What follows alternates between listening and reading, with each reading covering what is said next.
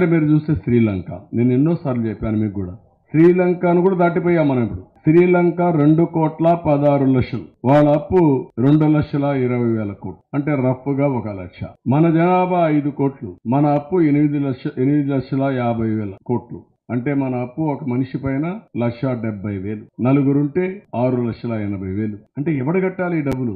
ఆడబిడ్డ నిధి కింద నెలకు 1,500 రూపాయలు డైరెక్ట్ గా మీ అకౌంట్ లో వేస్తాం. శ్రీలంకను కూడా దాటిపోయాం మనం ఇప్పుడు.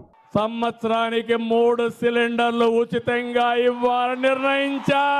శ్రీలంకను కూడా దాటిపోయాం మనం ఇప్పుడు. ఉచితంగా ఆర్టీసీ బస్సుల్లో ప్రయాణం చేయొచ్చు.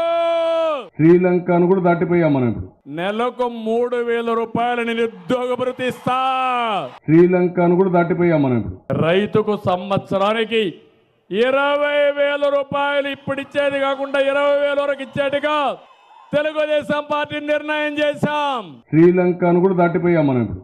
మరి జగన్ హయాంలో రాష్ట్రం అప్పుల పాలైపోతుంది అని అంటారు. మరోవైపున చంద్రబాబు నాయుడు మేనిఫెస్టో అని చెప్పి ఆయన 6 గ్యారెంటీలు అని చెప్పి ఆయన ఇస్తాడు, ఆయన చెబుతాడు. దాన్ని పతాక శీర్షికల్లో బ్రహ్మాండంగా వీళ్ళు రాస్తారు.